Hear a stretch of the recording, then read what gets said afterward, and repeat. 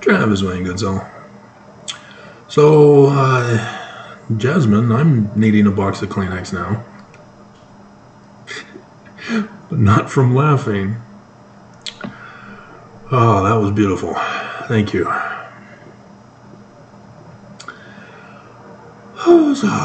Of course, it didn't help that I had just finished watching The Postman with Kevin Costner. That's also another one that pulls at my emotions because of my life's experience.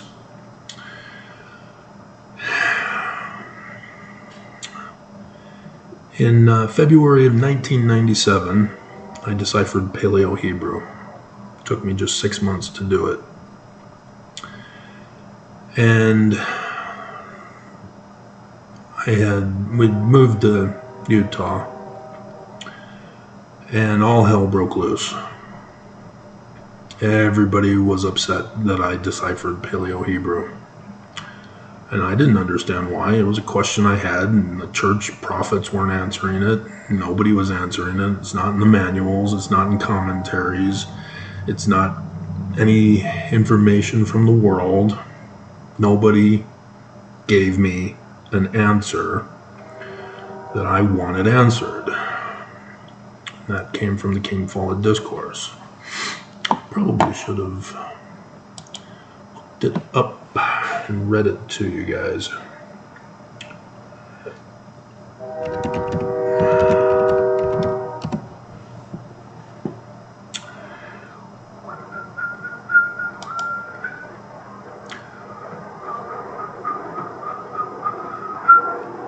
So in the 7-volume church history, set, the Hebrew was put in.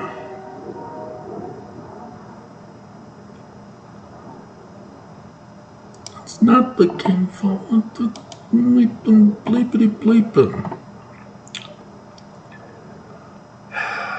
Let's see if BYU Idaho has it. April 7th, 1844. Here we go. PDF. If it will load. There we go. 13 pages. I doubt you have the Hebrew. Yeah, you don't have the Hebrew. Boo. Boo.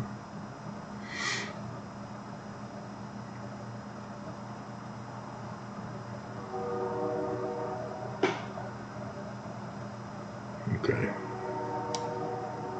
Let me download this PDF version. I've got the Joseph Smith Papers versions already in a Word program. So this will be better for quicker access. Here's where he says, I have an old edition of the New Testament in Latin, Hebrew, German, and Greek languages. I have been reading the German and find it to be the most nearly correct translation and to correspond nearest to the revelations which God has given to me for the last 14 years.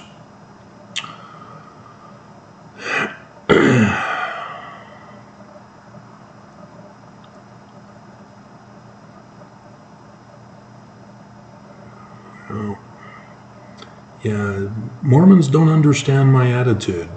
It's because they've never read Joseph Smith. If they would read Joseph Smith, they'd know exactly where I get my attitude from. Alright, meaning of the Hebrew Scriptures. And no Hebrew, which is interesting because they put the wrong Hebrew in, and then they repeated. Hilarious. But if you didn't know Hebrew, you might not catch on. You'd have to do a back and forth comparison to realize it's the same text, but it's claiming to be from different sections in the Genesis. What's going on? But the Church of Jesus Christ of Latter-day Saints had put a stop to further publishing the 7-volume set as the Joseph Smith Papers commenced, and so now the Joseph Smith Papers are the authoritative version of the Joseph Smith history, and yet the Church of Jesus Christ of Latter-day Saints won't make any of the necessary changes, and thus Mormons think that there's nothing to be changed, that everything we have is perfect just the way it is, and it's not. For example, this. I shall comment on the very first Hebrew word in the Bible. I will make a comment on the very first sentence of the history of the creation in the Bible, Bereshit. I want to analyze the word Beth, in, by, through, and everything else. Rosh, the head. Sheet, grammatical termination. When the inspired man wrote it, he did not put the Beth there. An old Jew, without any authority, added the word. He thought it too bad to begin to talk about the head. It read first, the head one of the gods brought forth the gods. That is the true meaning of the words. Bara signifies to bring forth. If you do not believe it, you do not believe the learned man of God. And not a single other member, now participant, of the Church of Jesus Christ of Latter-day Saints believes Joseph Smith, the learned man of God. It took me to do it. And all Mormons have turned on me because they don't believe it. They don't believe Joseph Smith, the learned man of God, of whom this church claims to be founded upon. The hell is wrong with all of you?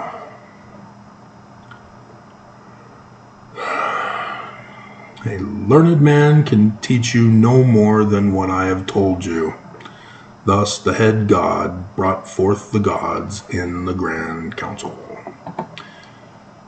And so, if I were to refer to the Hebrew here, the Beth, yeah.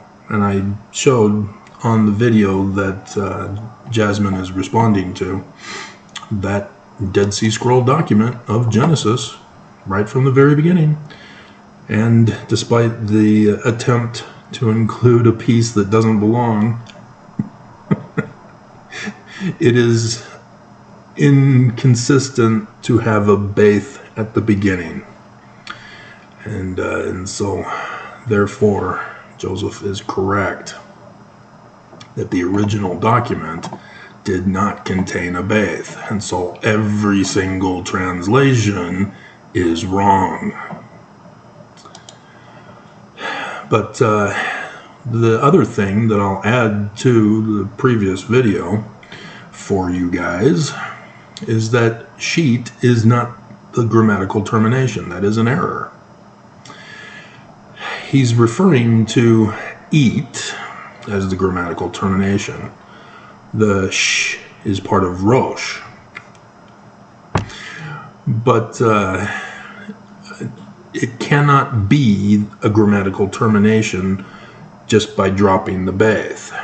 Because of the grammatical structure of Paleo-Hebrew, you have to keep it consistent through the whole text. Otherwise, you screw up the original author's meaning. And that's what has to be done, is you've got to run a test to see if you can find a consistent translation in the same manner of speech, so to speak, because this is writing. And so, consistently, there needs to be a prefix determinative for tense for every verb to follow the structure pattern. There is none. technically, as it is a noun. Bara is not a verb because there is no verb tense prefix to it. And so everybody screws that up in their translation. Even the Masoretes who forced the translation. And so the T, therefore, to be consistent with the pattern with the rest of the text of the original author, who is going off of the Heliopolis creation glyph of the Egyptians. The T is the prefix determinative for the tense of the verb bara, and it's a future tense. So Rosh will bara. Now you have a sentence. And Joseph didn't finish. The head one of the gods brought forth the gods. And that's not the end of the sentence. The rest of it is together with the heavens and the earth. And together with is also part of that. The Masoretes created well, it was actually the Septuagint that created it, as they just ignored it in their Greek version, and the Latin Vulgate also ignored them for theirs. And then it was the Masoretes that created them as a direct object indicator. It is together with. And so what you have is Rosh, the head, will bring forth the heavens and the earth. And that is the starting of a story. I'm about to tell you a story, and this is how it will happen. This is what the story is about. Perfect harmony. It's amazing how simple and how everybody screwed it up. And not a single Mormon defends him. Bruce R. McConkie defends him only by saying, this is what he said. I have no idea what it means. I'm not going to bother to study to find out. I'm just going to trust that it's right somehow. And when I'm dead, if it's important to my eternal salvation, God will tell me. It's just stupid. It was insufficient of an answer for me. I found out, I studied, I researched, I became the decipherer of Paleo-Hebrew to get the answer I wanted. Because nobody else wanted to do it. And so, the attacks was extremely severe. And I was a postman working for the Draper Post Office when Mark Shortliff, under orders of the Church of Jesus Christ of Latter-day Saints, who aided and abetted in the separation of my family, tried to sneak in laws to come and get me, to attack me. And so I needed to defend myself against my own church and the government that was supporting them in violation of all laws of the land, both state and federal, constitutional. And so, following my First Amendment right, I filed a petition for redress of grievances with the state of Utah against the Church of Jesus Christ of Latter-day Saints and all compromised government officials, which is basically everyone.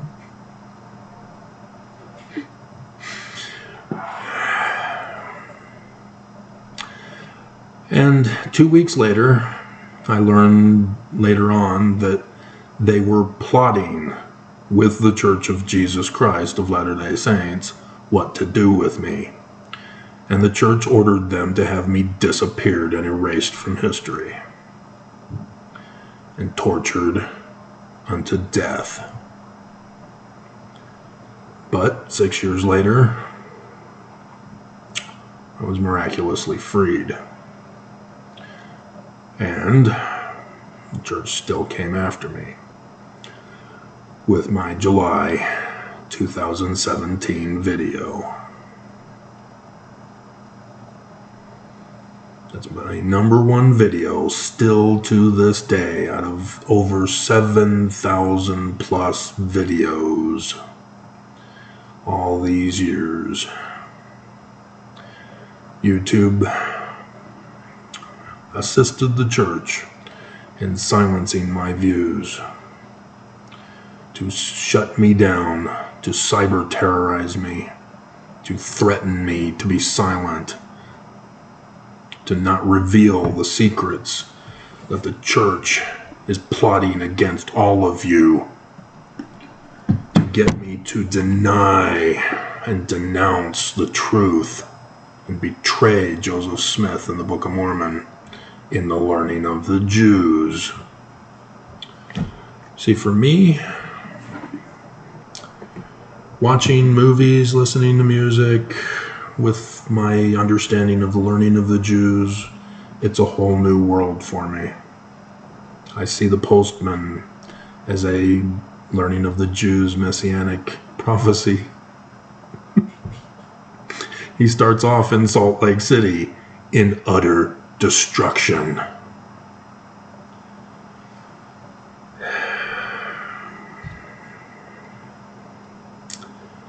And there's the Postman, the messianic figure, who was more popular than Tom Petty. And apparently he's claiming he was born in 1973. Are you telling me I'm older than you, Kevin? Because I don't think so. Yeah, 55. What the hell? He's adding 20 years to his life.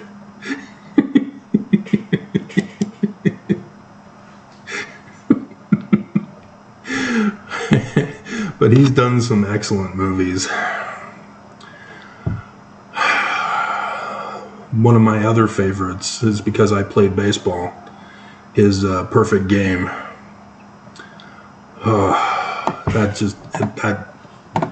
I don't think one Kleenex box will do on that one either.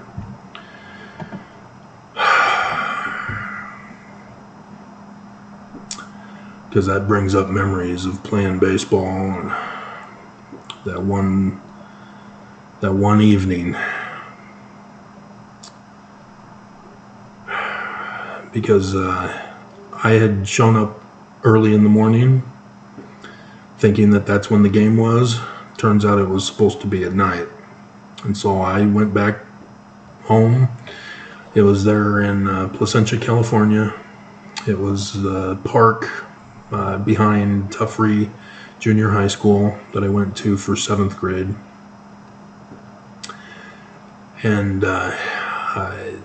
I was back at home watching TV as normal. And the phone rings. My mom answers it, and it's the wife of the coach. And she's saying, "Where's Travis? The game's going on." And my mom then says, "Hey, you got a game." "What?" "It was this morning." And so, yeah, I quickly got on my uniform and I was dropped off. And then I had to sit on the bench until we were finished at bat. And then I was put out into left field. And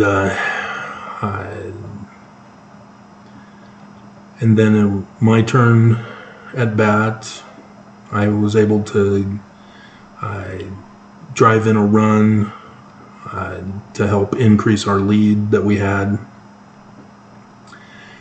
And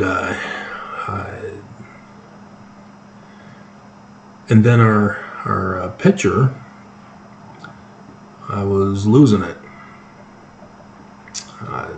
their team was now getting player after player to come around and score, and they were able to catch up.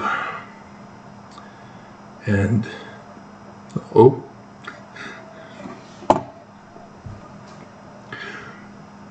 the bases got loaded. There were no outs. And if they were able to all come in, we'd lose.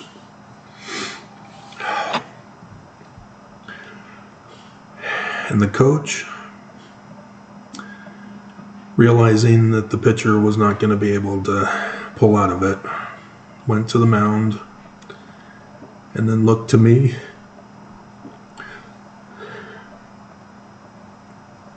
and called me to the mound.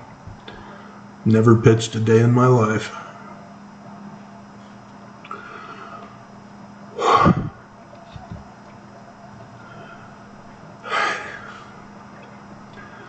I was able to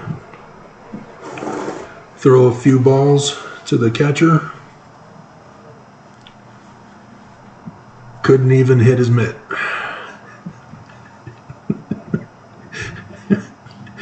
Was always hitting the ground. But it was time to get going on the game. And the coach yelled out to me, "Take 3 deep breaths." And so I obeyed, took 3 deep breaths, and then went into the zone that Kevin Costner does in that Perfect Game movie.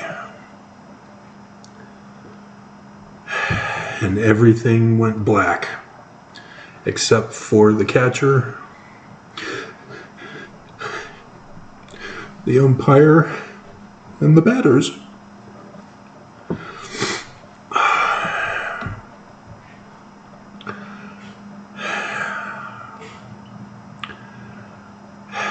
And every single pitch was a letter-high fastball. Struck out the first one, struck out the second one, got 2 strikes on the third one, and then he got a piece of it and popped it up to the third baseman.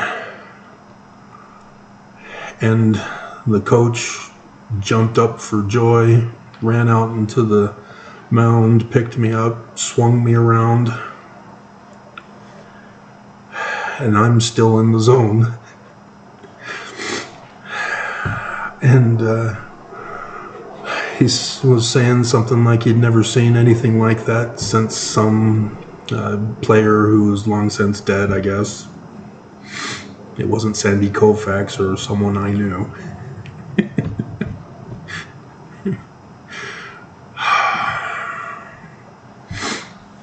And then came to find out that my parents were also in attendance. The first game they'd ever attended and the last game they'd ever attended.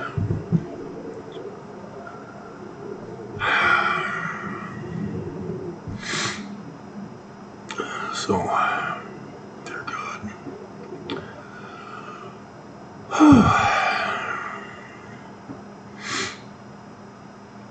And so it's not something that I ever expected. I wanted answers, and I did what it took to get them. Nobody tells me no. Despite my whole life, people told me no.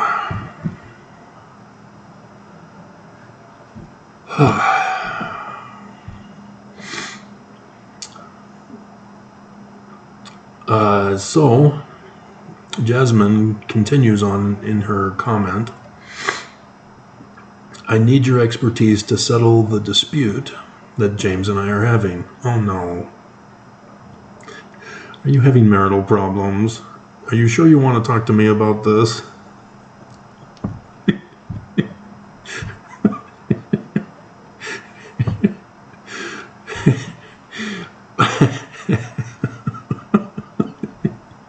Is it the 5-year itch?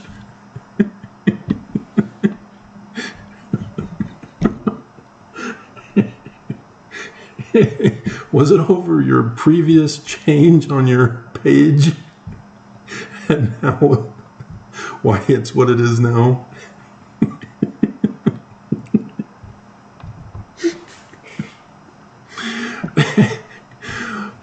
He says there was no global deluge, that the floods were localized in various regions. I don't think there was either. Well, what's the dispute?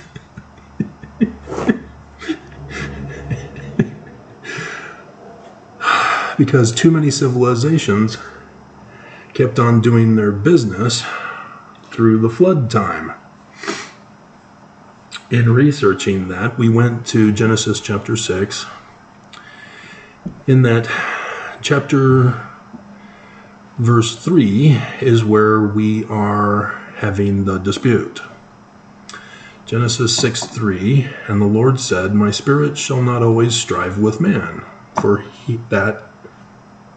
he also is flesh. Yet his days shall be 120 years. We know this is not talking about the Lord and the flood, but he also is he, Lord, saying he too was the flesh, which means he was a mortal man.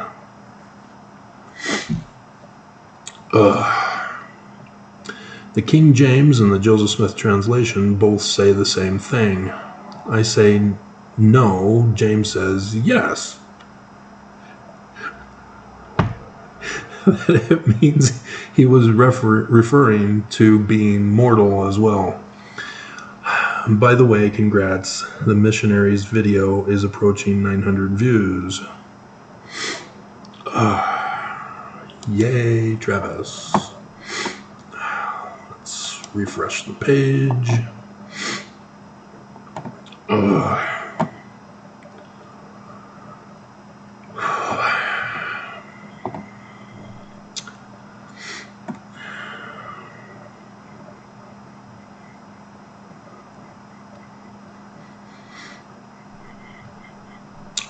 Whoa.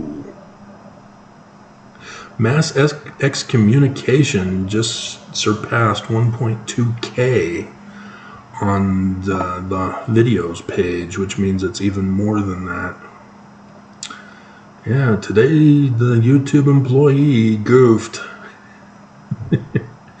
Interracial couple about polygamy, that's the one. Yeah, it's stalled at 864. The other one, ignorant about Mormon critics becoming very popular, that has been increasing, and it's at 803 on the video page, which would be more. The Vanguard Pioneer Wagons was trying to get up there, and failure at mutual LDS dating was also one of those, and seeing potential in Mormons. So yeah, all of these right in that day 3 and day 4 were getting attention. But then after the interracial couple investigating taught about fence sitting, it starts to drop. But 343 is an increase from what it's been earlier today. So that's apparently the next one that people are moving on to, along with the mass excommunication. And so hopefully, what does it mean for the Book of Mormon to be in the learning of the Jews can pick up the pace Bacani here before we lose steam and the employee comes back to work and panics that he's betrayed the church and the church will have him assassinated. You don't think he will? Yes, they do. I have seen it. Those who do not get me, get them. So, alrighty. First and foremost, there was a worldwide deluge. Sorry, you're both wrong. It occurred in 10,500 BCE. This is confirmed in multiple locations around the world, and the latest one, which confirmed it as a scientific fact, was in Alberta, Canada. They were doing archaeological digs there, and they had found that the deluge had also affected that particular time period at that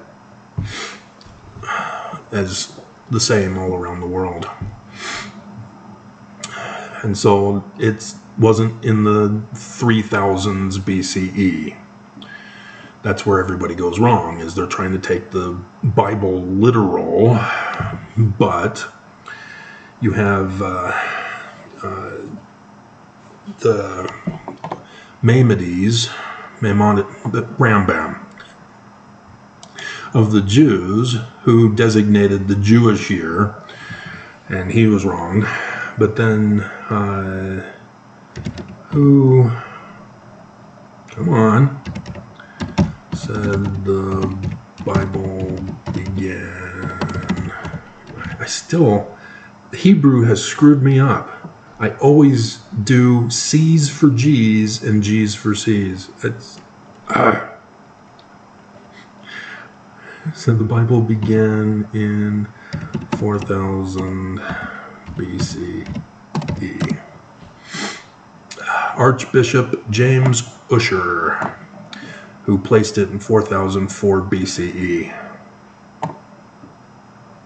Martin Luther, 3961, and the Rambam, 3760 BCE. So they're going in the wrong direction.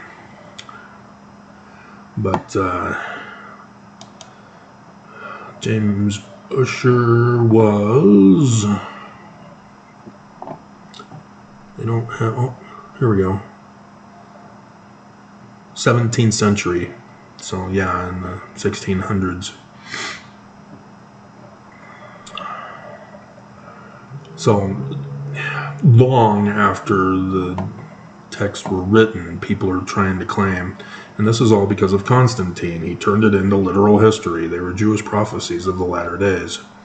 And that's where everybody's getting confused, is because science is not confirming Constantine's literal history claims.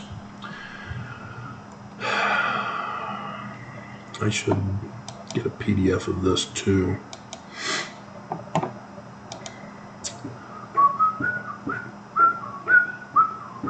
In the Egyptian documents, there are, I can't remember the name of the stela. It's talking about a list of kings that Egyptologists ignore because they can't explain it. Because they're thinking that the time frame for each of the kings is too long. And it's like the Bible list of ages of mankind. It was Gary Greenberg in his... it wasn't 101 Myths of the Bible. It was another book that he did on the chronology, separate and distinct from it, in which he suggests that they weren't individuals, but they were dynasties after that name. And that does seem to be consistent, as the names seem to follow Egyptian deity names, thus sons of God in the Bible, as it said. And so I can accept that they are dynasties, and that we don't have the king's list of each of those dynasties. And that would be consistent with what is likely to be the case. But instead of pursuing that, Egyptologists just pretend it doesn't exist and don't mention it in any book. Dumb. Now you got Assyriologists who think they're older than you. And of course they use the Bible to justify it. The Bible says we came from Turkey.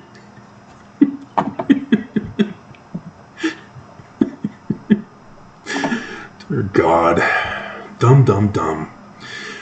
And so I've also confirmed the archaeological dig sites around the world. confirming the 10,500 BCE flooding of the whole earth, in which it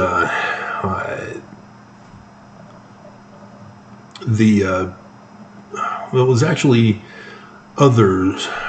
There was one who noticed that the pyramids, as they are laid out, the Giza pyramids, correspond with Orion's belt. And there's like that Graham Hancock guy who I think is the one who said that it points to Bethlehem and so on, which, that would be fun if that is the case, but it's not the case to confirm Constantine's literal history. You're missing the point. But they were indicating that the Milky Way corresponded with the Nile River, but it doesn't match up currently, and so they were explaining that around 12,000 BCE, because of the Earth on its tilt and the wobbling effect that happens, and the North Pole changing over time, that so too, then they did a computer model to confirm this, that sure enough, in 12,000 BCE, the Giza pyramids, in connection with the Nile River, corresponded with Orion's belts and the Milky Way, which suggests that the pyramids were not built by Khufu's name, or Khufu's name's inscription, Stargate. Just watch Stargate. Daniel Jackson doesn't know as much as he thinks he knows, even though he did know more than them.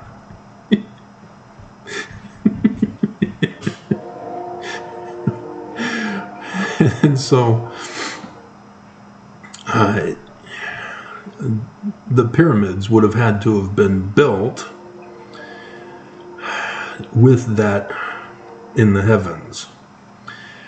And it was clear that it was built before the flood, as the large pyramid has ocean erosion, except at the capstone. There are ocean fossils in those rocks, and it's on the surface, such that it is not from the mines from where they carved them and brought them to the Giza location.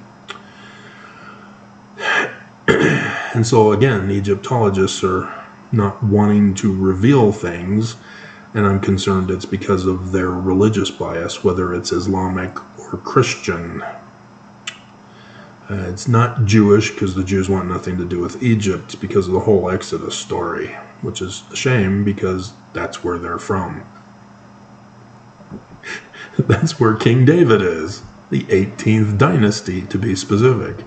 The David Moseses with the Amen priesthood of the sun god at noonday, God Amen, Amen God, Emmanuel, from Isaiah. And so, the Jews have lost a ton of information because of Constantine too.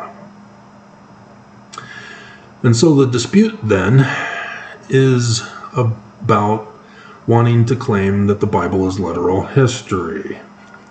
Come on, guys. I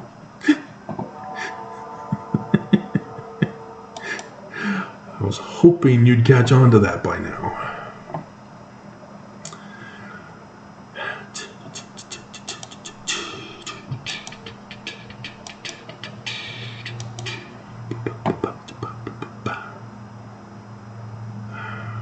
Oops.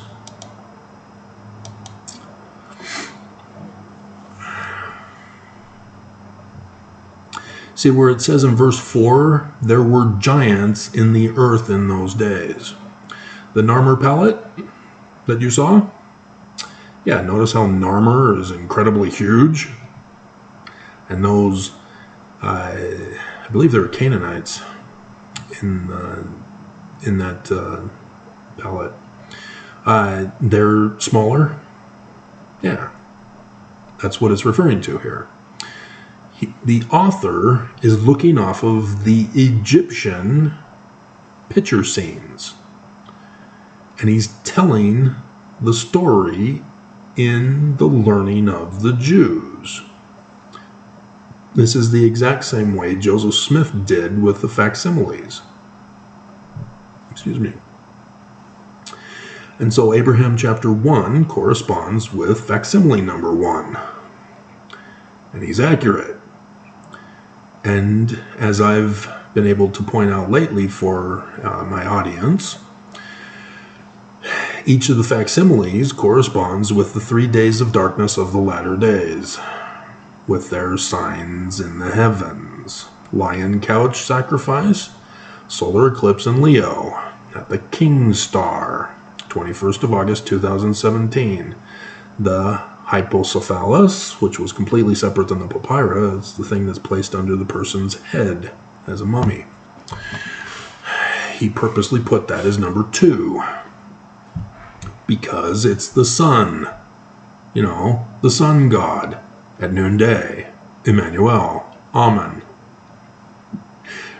And yet the ring around it indicates an annular eclipse, like the one we just had on the 14th of October, 2023. And so, as it is a creation glyph, women are creators. And it corresponds with Abraham chapters 3 to the rest of the passage, because he's repeating Genesis with facsimile number 2.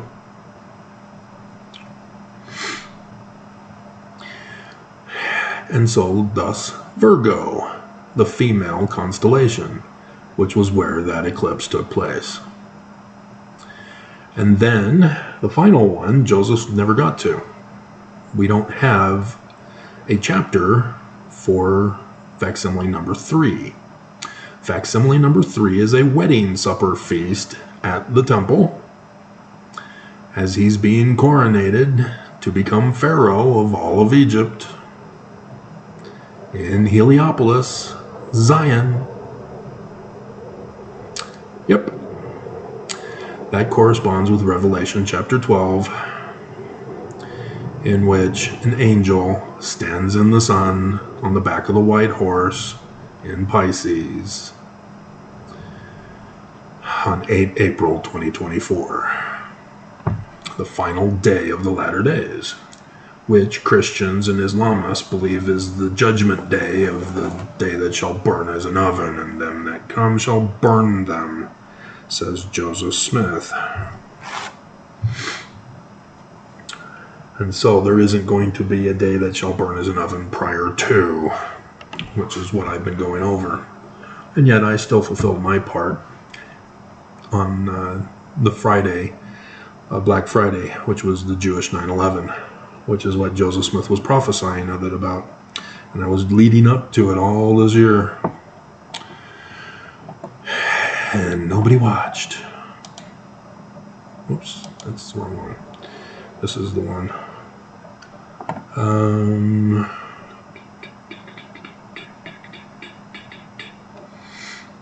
Yeah, the summary video, 44 views.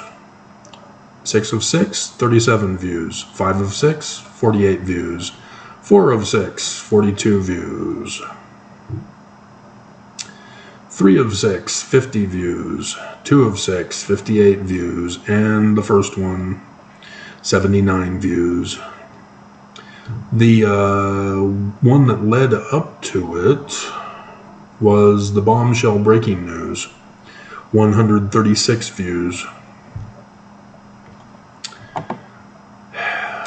And so, despite fulfilling prophecy of Isaiah 63 and Joseph Smith's second vision and others associated with them, Mormons are in the dark still because they didn't watch it. Alrighty, and so let's get back to the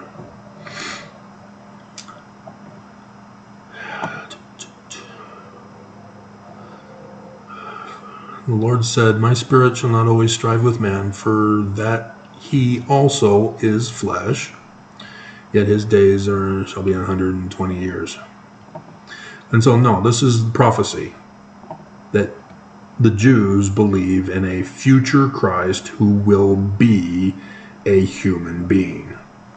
That's all this is.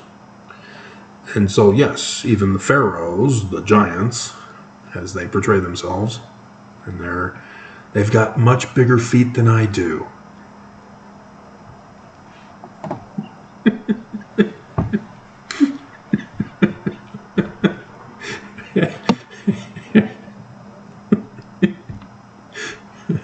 They too are human, but they were considered gods, given the title Son Amen, despite none of that being literal. That's what I was talking about in another video, in which the Egyptians prophesied of their future Christ, who is Horus, and that's the same as the Jewish Emmanuel, because it's Son Amen, as Joseph Smith calls him, Son Amen also. But because of prophecies, the Egyptians purposely lived their lives in fulfillment of prophecy, and as so doing, become the prophecy with their lives as well. So they fulfill the prophecy, and they are a type and shadow of the prophecy. That's how they live their lives. And so, knowing this, I was able to easily understand the learning of the Egyptians and language of the Egyptians, as I mentioned this morning, wasn't it? But yeah, that's all that is. This is the Jewish understanding that God is a human being. The sons of God are human beings. And this concept is daughters of men, and Joseph Smith changes that. The daughters of the sons of God are the ones who cheat. And in religion, interfaith marriages. That's what's concerned here. And it's not because of the Romeo and Juliet not wanting that to happen. It has to do with the bloodline for the Christ. And so the whole Genesis story is going over the difficulties of getting righteous people, and it turns out that wicked people end up being the fulfillment for the human Christ in the latter days. As Tamar, she's wrongly labeled as a prostitute. It's written during the Roman period time. And if you understand the culture of the Roman period time, you know exactly what the Jew is prophesying about for the latter days, as it has been fulfilled. But nobody looks to the learning of the Jews for their answers. And so, yeah, that's pretty much it. We're at 50 minutes, and it's almost 9 o'clock, so this will be for tomorrow then, I guess, as I can prepare it today, because I've got to stay up a little longer anyway. I'm just going to figure out what am I going to put on the cover. But, yeah. There was a deluge. And to answer your questions, because you seem to explain yourself as to not believe,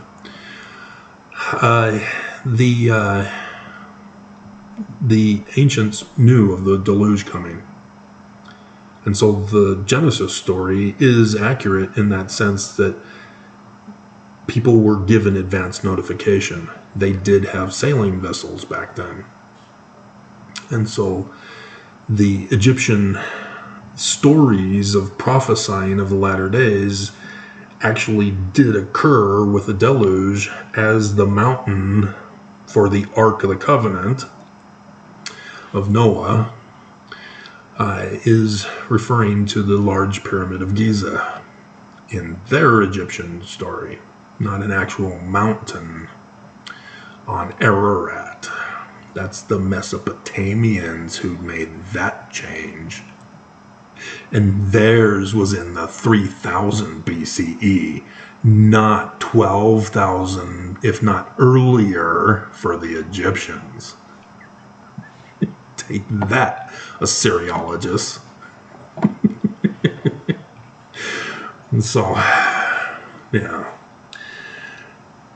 Because too many people try to impose Assyriology into the Bible to claim that that was the source document from which it came, and Enki and Eridu and all that. No. But they got it from the Egyptians, and so it does seem to have a match for that reason. And since the Bible author was during the Roman period time, he had both knowledge to go off of there at the Alexandria Library, where he was able to look at all of these and write them. Alrighty. I think that be it. And so, yeah, archaeologists don't place the pyramid builders in Central and South America before 2000 BCE. If I'm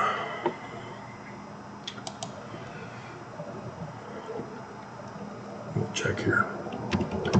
Oldest dating of pyramids in Central and South America. Okay. History Cooperative is claiming 3200 BCE for their civilizations.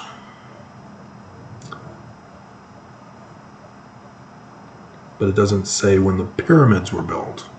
It just says that the civilizations can be dated back to 3200 BCE. And of course, that confirms the Bible as literal history, because the Tower of Babel is when everybody was scattered, and it was around 3200 BCE. Isn't that a coincidence? Even though it's actually Osiris landing in his coffin at Lebanon, Beirut, turning into a tree that was carved into the Dej pillar of Osiris. It has to do with the prophecy of the latter days. The Pyramid of the Sun, the most famous single period. That doesn't mean it's the oldest. Sacred city of Karal Supe, one of the oldest, as old as those in Egypt. No.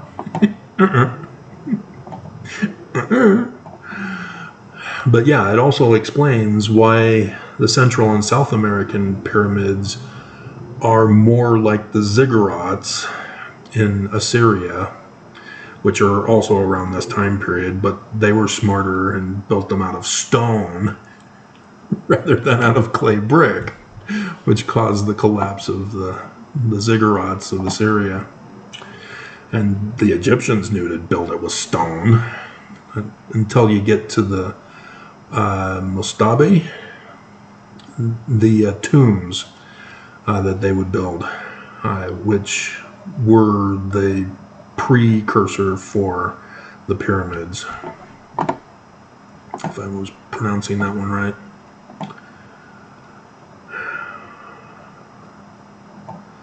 And live science is trying to claim that the oldest human-made structure in the Americas is older than the step pyramid of Dozier.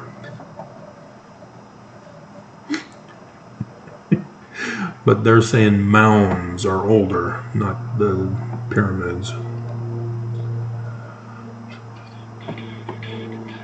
But again, everybody's assuming that the Egyptologists are accurate with their information, but I've already shown you that they're purposely lying and covering things up on purpose because they can't explain them. Similar to the learning of the Egyptians' language of the Egyptians. If you were to use the facsimiles and check Sir Alan Gardner's sign list on Wikipedia, you would be concerned as not being able to identify quite a number of signs, hieroglyphs. That's because they don't think that those bigger pictures can be translated. Facsimile number 1 has no text hieroglyphs, for example, whereas 2 and 3 do. And so they do not translate it. They just identify it, explain it, in other words, just like Joseph Smith was explaining it also. And so because Joseph Smith did not explain it like an Egyptologist would, saying that it's Osiris on the lion couch, and Anubis is hanging over him, and then you've got the Ba bird, and I do have to give credit to apologists, Mormon apologists, who did recognize that it is supposed to be Horus that is over him, which could also be Isis. But it's in the files. But I don't think he is shown with an enlarged feet.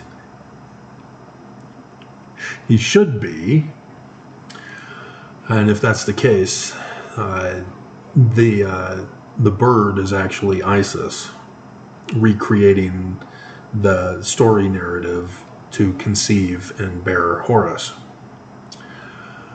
in that particular instance. But as Horus, with the alligator, I'm able to identify the location of where this comes from. Not necessarily directly, but as a known location for it, as it's claimed to be in 200s plus or minus, I believe, time period when it was created. But regardless, it is come ombet.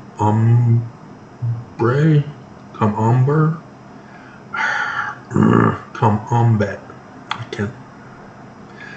It's not coming to me, but it's the location in the southern part of Egypt. The city of gold is where the word comes from. So the Temple of Gold. And that's where both I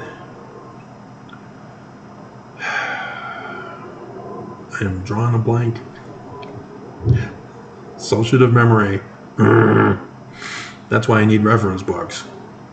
Is because my associative memory can clue me in on what reference books to look up for the answers, so I don't have to memorize. But those two deities, and the alligator is the god of Pharaoh, by the way, as Joseph Smith says it is, with Horus, are all over that temple and on no other temple ever, anywhere. And so the identity of those two at that one temple only was the final confirmation to establish it as fact that the documents originate from there, even though they could be copies of previous known material. which was common. The Israeli stela, for example, their Israel stela, for example, that is claimed to be by a later pharaoh of the Ramsey dynasty, or the Seti dynasty, rather, with Ramses also. And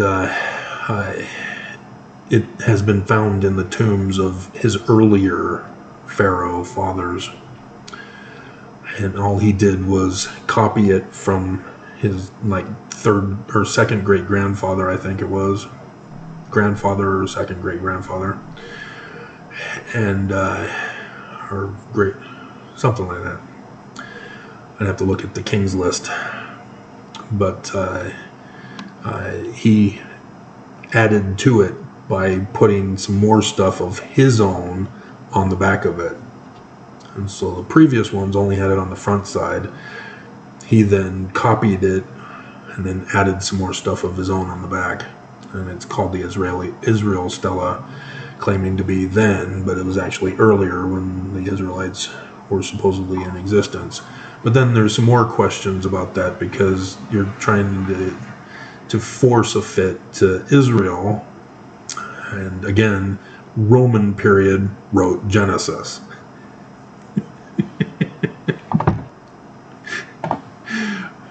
Some 2,000 years later, or 1,200 years later, around that time period. And so that's a lot of time. So, yeah, there you have it.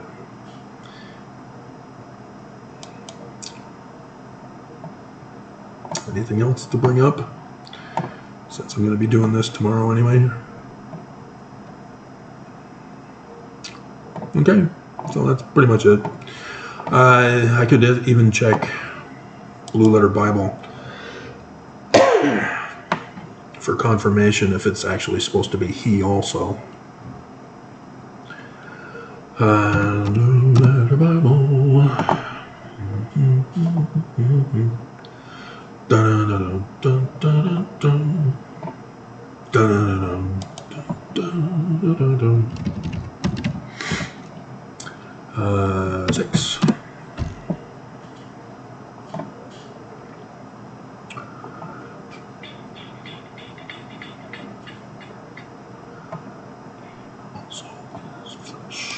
Then we change it to WLC, Westminster Leningrad Codex. And Yahweh, not Spirit. Interesting. In man.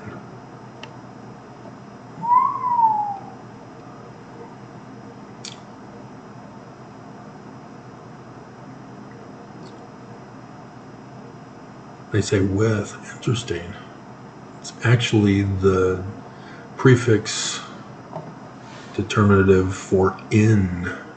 And the Masoretes are the ones who put with, and then the Septuagint and the Latin Vulgate also, because they didn't like in.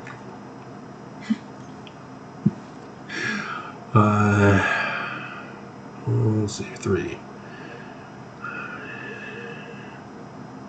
And yeah, interesting. Atom. Phonetically the same. And it's Adam in the Hebrew here, not man. And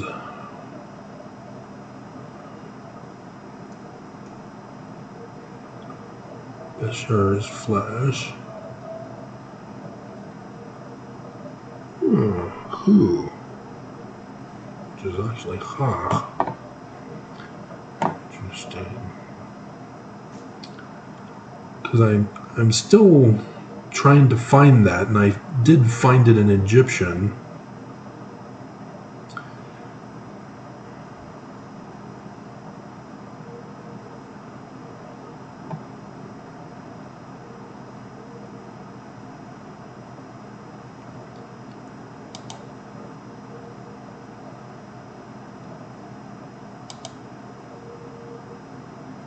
Interesting. Bexheges is what, or Shechem, is it Shechem or Sheges? Because in Aramaic script, no, it is M. Beshegem. And so it's in the plural. Sheg. Interesting.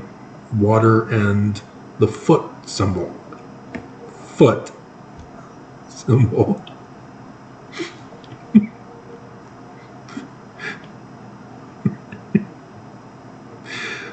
Interesting. Yeah, it's not translated correctly as that. They're trying to claim that it's Strong's H1571 for that also. He is flesh. But that is interesting because that's not actually he, because that's inconsistent with the translation. But yeah, interesting.